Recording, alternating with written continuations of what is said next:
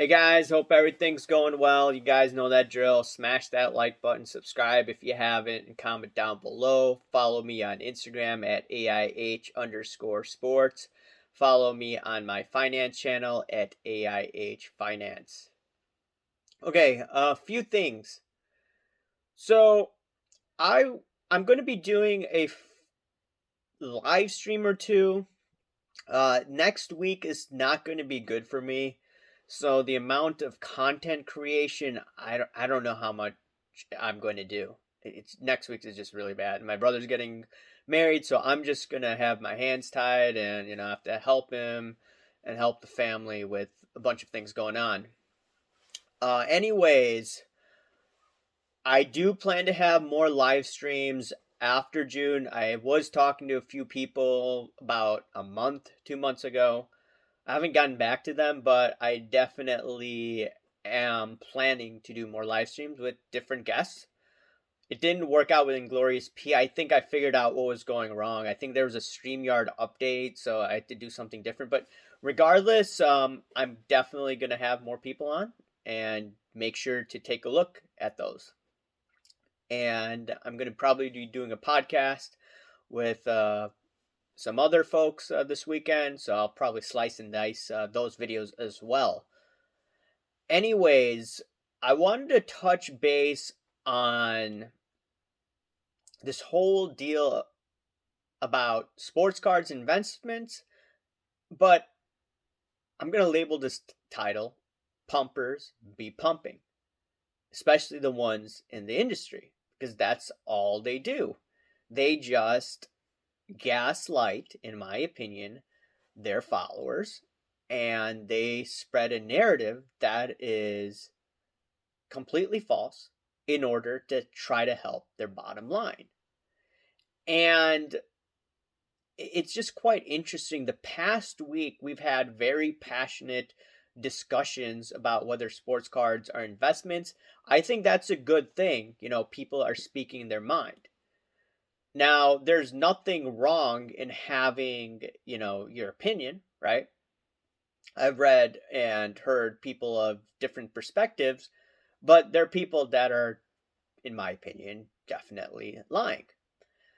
And what I find quite interesting, over a year ago, some of these guys in the industry, they were pumping this narrative that, hey, is this really a bubble? But deep down, they knew it was a bubble, but they didn't have the guts to say it was. Anyone who's been in the card space knew that, look, for quite a few long time, or have seen asset bubbles like I have in other industries. I saw it in gold and silver. I've seen it with the short volatility trade, which blew up in 2017, 2018, I believe, with the XIV ETN.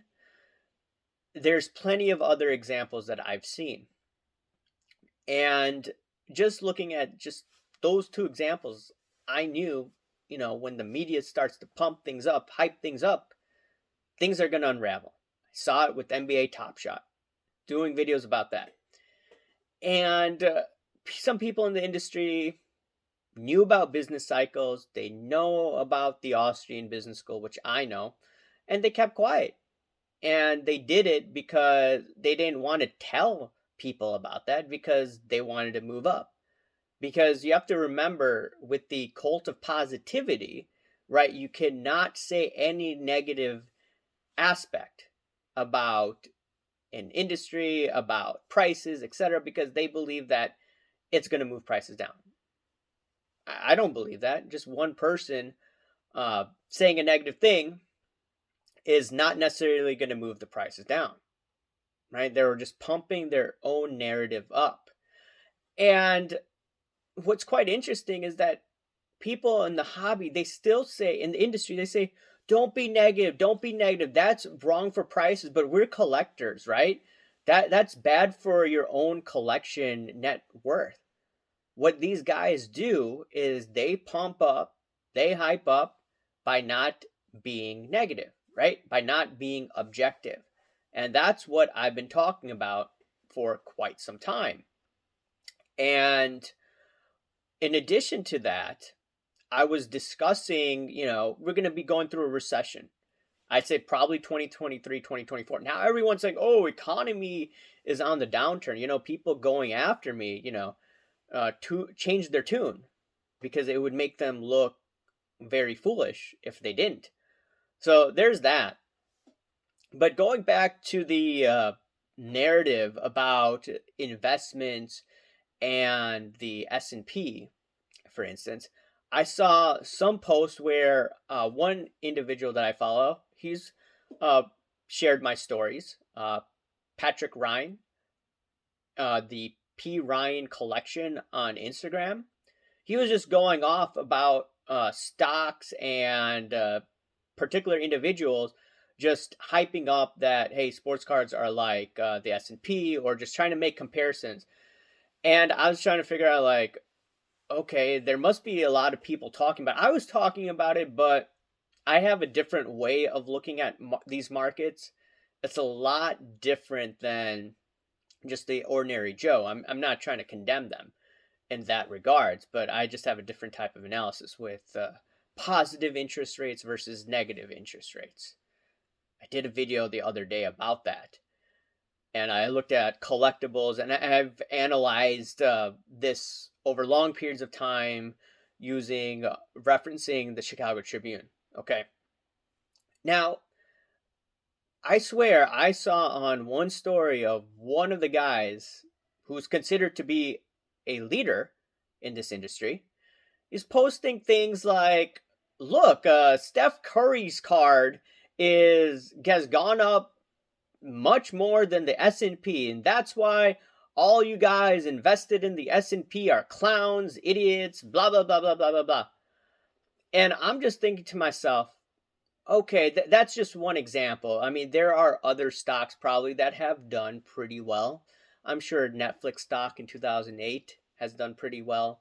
I mean, yeah, it cratered a little bit, but it did have a stock split, from my understanding. Apple stock, I believe it had a couple of splits. It's done well. So there are some cards that have done phenomenal, and there's some stocks that have done phenomenal despite this recent pullback that we've seen.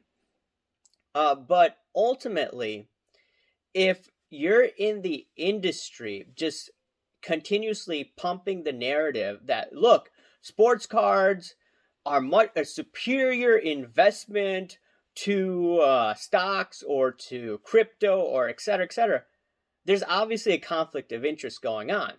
And the reality is the Federal Reserve printed the most amount of money in 2020.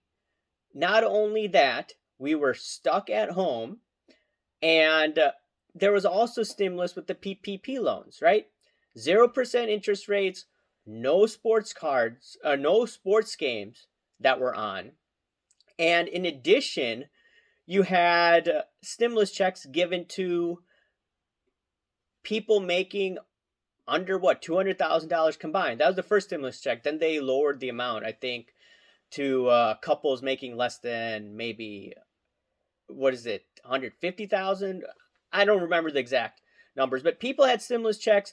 People couldn't go to the games. People were scared of traveling, so people had more discretionary income. To say that cards are a superior investment over the last 10 years, well, you got to look at it. This was an outlier. You have to look over longer periods of time where the economy is what it was in the past. It's all opened up. No mask on the plane, no mask on the train, no mask in stores, etc., etc., etc. And people are going to concerts like it was 2019. People are traveling overseas like it's 2019.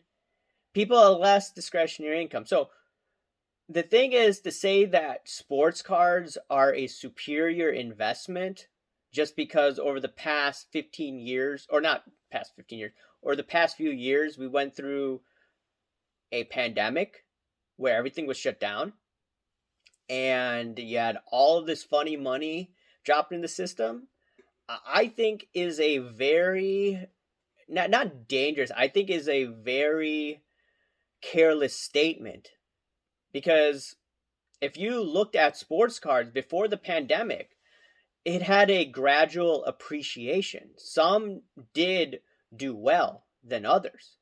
But if you had a normalized economy with interest rates at much higher levels, you wouldn't have seen the cards go up to this level.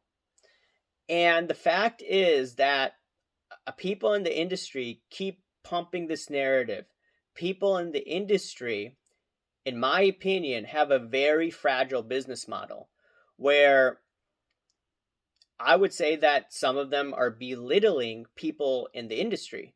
So, why would people want to do business with you when you are acting, how should I say it, like an egotistical jerk, right? Why would someone want to do business with someone like that? So, long story short, you know, the people in the industry will not tell you the truth. The truth is, all these cards went up during the pandemic, and people had more discretionary income, as I've outlined. And as a result, some people did make out a lot of money, but a lot of people ended up losing a lot of money as well. And they're getting out of the hobby. It's not because of cornball content. Just like people aren't taking the Moderna jab, it's not because of quote unquote cornball content on platforms like Rumble. You can't say stuff like that on YouTube, but on Rumble you can. So if you're just looking at that situation, I mean, you got to ask yourself, like, why do people in the industry keep on talking about this? And ultimately, if you gaslight people and people soon enough figure this out, they're going to be more turned away from the industry. So, my advice to people in the industry, stop lying, be honest, maybe a little more than what you are. Stop gaslighting the people out there because they could see right through the BS. Anyways, I wanted to give my own 2 cents about this. Remember to smash that like button, subscribe if you haven't, and comment down below, guys. Thank you. Bye.